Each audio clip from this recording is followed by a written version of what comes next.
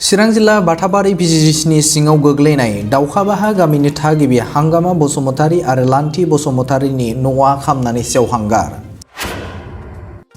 नखरनि बिजि लान्थि बसुमतारीया फोरमायनाय बायदिब्ला न'नि साखाथियाव हाग्रा सावनायाव बार बारनानै गासिबो प्लास्टिकनि न'जों लोगोसे गासै गोनां मुवा बेसादफोरा खामजोबदों। खौरांखौ मोननायनि उनाव बाथाबारि भिजिडिसिनि मासिगिरि बिमल नार्जारिया सुलाद लाफैनानै थानो थाखाय न' लुनो थिं बायना होयो आरो गाबोन जानायनिबो माइरंबो जगायगोन होननानै फोरमायदों। ओमफ्राय जेबो बुस्थु मोनखायाखै, गथार आइ कार्ड गासिबो पेन कार्डनो, ओमफ्राय आरो गथ'नि जोनोम सार्टिफिकेट, स्कुलनि लेखा, फिसाजोनि गाननाय जोमनाय गासिबो आंनिबो जेबो बुथुमाखै। ओमफ्राय फैसाबो दंमोन अमा फाननायनि 2500, बेबो गैया, खामजोबदों। माइरं माइ खामजोबदों, माइआ 8 मनसो जागौमोन। बेसे गोजानाव सावोमोन? गोजानानो एसे। माबोरैथो खामखो हाग्रा सावनायालाय? बारजों बुला लांखो ना माखो, आंबो गैयामोन।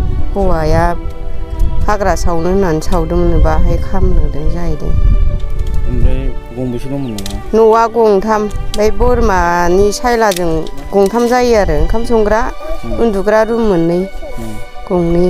माब्ला जायामोन? मैया 4:30 बाजिबायमोन। ओमफ्राय दा थानो मानो थानायनि राहायाथ' दा जेबो गैथ'वा, बानायगासिनोसो। सोर बानायदों? रायजोफोर बानायदों। मा मावो नोंसोर? आबाद मावनानै जायो, बिदिनो खामला हाजिरा मावनानै जायो। बे जाथायखौ खोनानानै आङो मैया मोनायावनो खबर लादों। खबर लानानै आङो मोनायाव फैनो हास्लाबाखै, नाथाय आङो दहाय फुङाव फैदों।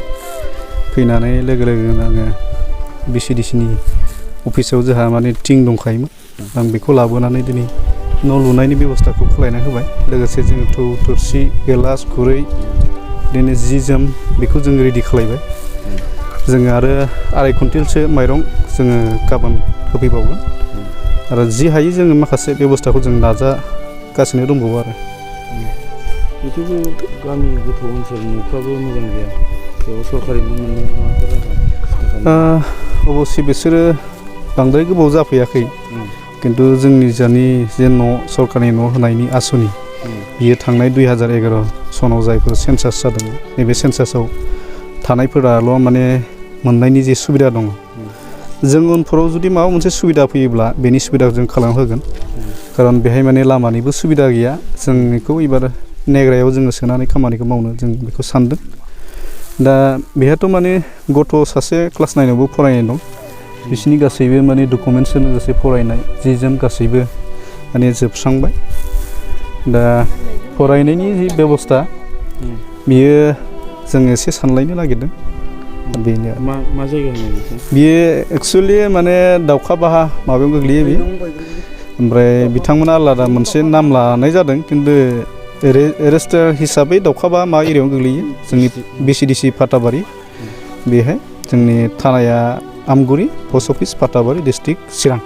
गोजोनथाव खौरां! गोसो गुदुं फरायसा एबा सुबुंफोरनि थाखाय टारगेट कचिं इनस्टिट्यूटआ बेसेन गोसा सुबिदा लानानै फैदों। जायफोर बिथांमोना banking, railway, SSC, insurance, defence, Assam police बायदि आनजादनि थाखाय साखाफारा जानो मोजां खाबु मोनाखै, बैसोरबायदि फरायसा एबा सुबुंफोरनि थाखाय मोनसे मोजां खाबु सफैदों।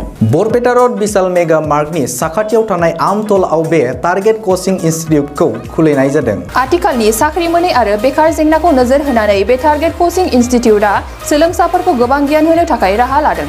बे टारगेट कचिं इनस्टिट्यूटआव सोलोंथाइ होनो लानाय आयदाफोरा जाबाय banking, railway, SSC, insurance, defence आरो आसाम पुलिस।